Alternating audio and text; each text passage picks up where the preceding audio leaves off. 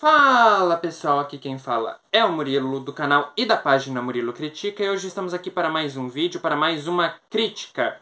E dessa vez a crítica é do livro Mitologia Nórdica do Neil Gaiman. Então deixem as suas curtidas, comentem, compartilhem com seus amigos e se inscrevam no canal e sigam a página no Instagram. Bom, falar sobre esse livro é falar muito de inspirações mitológicas e é falar muito sobre o autor Neil Gaiman, né? E ele é muito simplório, não diria simplório, mas ele é muito como se fosse em contar por você mesmo mitos nórdicos. E ele é dividido em diversos e inúmeros contos, né? Isso é interessante porque, assim, os capítulos são contos nórdicos. E eu posso citar, a exemplo, o princípio, né, que é a origem da mitologia nórdica, a Yggdrasil, a cabeça de Mimir e os olhos de Odin, o tesouro dos deuses, o mestre construtor, os filhos de Loki, o casamento em comum da Freya, o hidromel da poesia, Thor na terra dos gigantes, as maçãs da imortalidade, a história de Gerda e Frey, a pescaria de Hymir e Thor, a morte de Balder, os últimos dias de Loki, Ragnarok, né?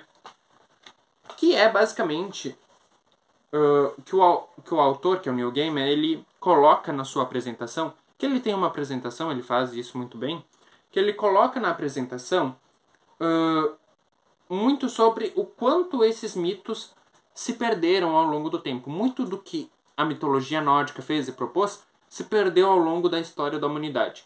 Muito por conta de diversos outros regimes, muito por conta de mistura de cultura, traços da mitologia nórdica se perderam ao longo do tempo.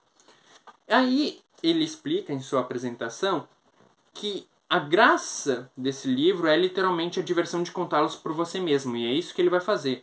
Tanto é que ele compara, assim, de que leia as histórias deste livro, depois se aproprie delas em uma noite gelada de inverno ou em uma noite de verão, em que parece que o sol não vai se pôr nunca.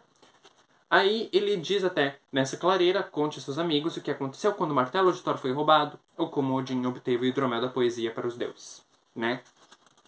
E é muito legal também que ele faz meio que uma ambientação histórica. Ele caracteriza os personagens também. Ele caracteriza o Odin, Thor e Loki antes de começar a contar verdadeiramente o Gênesis e o Apocalipse da mitologia nórdica. E eu vou falar aqui uma sincera opinião. Dentre todas as mitologias que eu li a mitologia grega, romana e mitologia egípcia e agora propriamente a mitologia nórdica narrada propriamente pelo Neil Gaiman. A mitologia nórdica é a que menos me agrada, entre aspas, porque ela extrapola o nível da ficção. Ela é muito ficcional, assim, em muito sentido. E eu vejo isso também... Ah, claro, é a intenção de uma mitologia ser muito ficcional, tipo, mas a extrapolação que eu digo é principalmente na criação do mundo. O Ragnarok, o capítulo final desse livro, é muito bom. Mas a criação do mundo, não tinha nada. Mas tinha um rio andando para um fosso, sabe? Tipo, é as mesmas questões de histórias de criação da mitologia greco-romana, as mesmas questões da mitologia egípcia de criação. Só que aqui, na mitologia nórdica, é muito mais explícito e muito mais simplificado do que realmente é. E Neil Gaiman deixou isso muito claro, de simplicidade que é.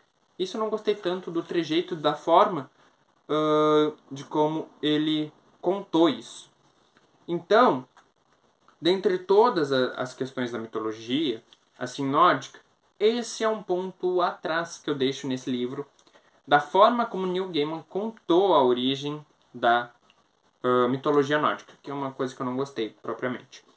Depois ele vai contando, assim, a Yggdrasil, os 9 reinos, né, os 9 mundos da mitologia, que é uma questão também muito simples e simplificada, mas que funciona, é funcional. E ele também diz na sua apresentação, e é uma coisa que é importante ressaltar aqui para os conhecedores, que ele teve esse aprofundamento da mitologia nórdica justamente pelas inspirações que veio antes, justamente Stan Lee criando Thor e das histórias do Thor, o poderoso Thor, e da quebra de expectativa dele ao ler propriamente a mitologia nórdica e ver a diferença da adaptação da Marvel quanto à mitologia nórdica para o que é de fato a mitologia nórdica nos livros. E isso é uma quebra de expectativa que eu acho que todo mundo tem quando se diz o que a Marvel propôs lá da mitologia nórdica é verídico, é o real. Não é, gente. O Thor não é daquele jeito. O Thor ele usa um cinturão. Outras pessoas podem pegar o Mjolnir, não só quem seja digno. O Thor ele é gordo, barbudo na mitologia nórdica. O Thor é literalmente aquela representação que tem no God of War Ragnarok, tá? Pra vocês terem uma noção. Outra questão também é, os mundos, né? A adaptação. Asgard não é dourada, com palácios dourados, reluzentes e tudo mais. Asgard é cabanas. Alguns templos de pedra e tudo mais. Não é aquele algo sobrenatural do universo Marvel. Ele fala dessas comparações, escritos pelo Stan Lee, pelo Larry Lieber, que ele faz essa distinção aqui muito presente no livro também Mitologia Nórdica. Outra coisa também, esse livro ele é narrado, tá? A escrita do Neil Gaiman é excepcional em alguns pontos, mas como disse no primeiro capítulo, deixou a desejar pra mim e quase me fez dropar o livro no primeiro capítulo, o que é impressionantemente, né, pra mim, que eu foco em ler o livro até o final. Mas eu gosto, no sentido narrado, das histórias de que, ao mesmo tempo em que ele narra, ele coloca no ponto de vista dele, da passagem de conto dele, a questão do que foi a cultura anteriormente, né, dos vikings, dos nórdicos.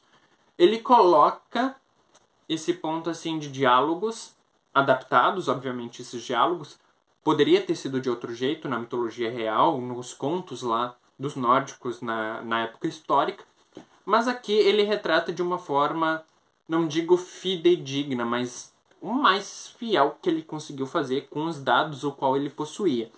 Claro que tem outros livros de mitologia nórdica que são muito mais, vamos dizer, profissionais do que esse, mas digo que Neil Gaiman me surpreendeu ao contar do ponto de vista dele a história da mitologia nórdica. Murilo, mas isso não é ruim? Isso não atrapalha aquela questão de fidelidade? Cara, quando o autor ele assume na sua apresentação que ele vai contar como se tivesse uma clareira do jeito dele para os amigos dele, eu acho que isso não interfere. Pelo justo posto de que muitas partes eu achei até interessante de ter essa adaptação. Como, por exemplo, o casamento em comum de Freya, que o Thor se veste de noiva e vai lá dar uma surra em um ogro, basicamente, na terra do Jotunheim. Isso realmente aconteceu nos contos mitológicos, mas houve muita adaptação naquilo dali. Também a história do mestre construtor, que eu gosto bastante, assim, de que o Loki zomba o mestre construtor. Eu duvido tu construir esse muro em uma estação, não sei o quê. Aí depois ele fica atrapalhando o construtor, enfim. É muito legal isso. E eu acho que essas histórias mitológicas são, querendo ou não, as principais fontes de inspirações das sagas que a gente conhece. Inclusive, as mitologias em si foram inspirações para Tolkien fazer O Senhor dos Anéis. E Tolkien foi inspiração para todo mundo fazer as sagas que conhece, né? Todo mundo teve um pouquinho de Tolkien para fazer as sagas. E é isso que eu gosto bastante, assim, de ver a origem de tudo, de ver a inspiração central de tudo, e com base nessas inspirações centrais, de fato, criticar. E a mitologia nórdica, esse livro Mitologia Nórdica, que está aqui, ó, prova de que eu tenho ele, fisicamente, eu prefiro ler os livros fisicamente do que ler o livro virtual, né? E a prova de que a mitologia nórdica, assim, é um bom livro, é o sentido de escrita, né?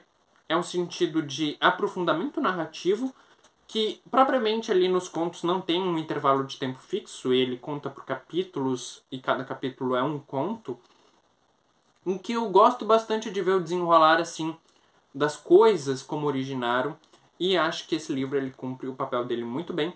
Só que tem um defeito, claro, que eu particularmente não gostei do trejeito o qual ele fala da origem do mundo nórdico, tá?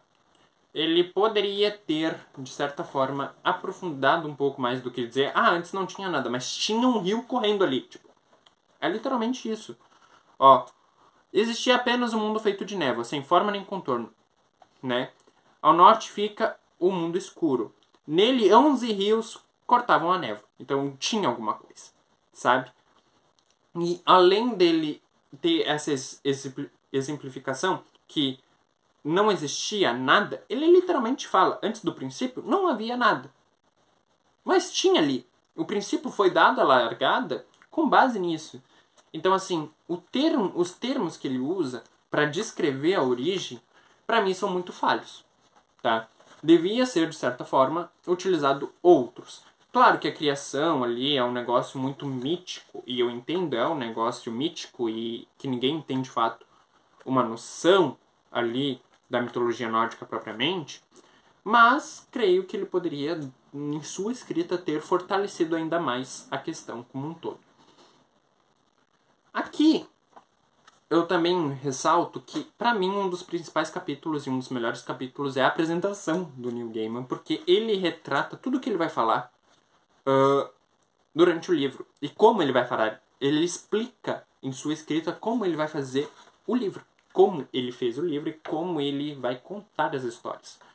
E eu acho muito interessante porque esse livro é literalmente para você ler a apresentação antes de ler o livro.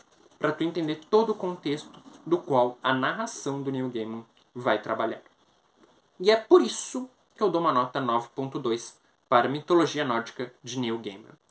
E eu vou encerrando esse vídeo por aqui. Deixem as suas curtidas, comentem, compartilhem com seus amigos e se inscrevam no canal. E sigam a página no Instagram.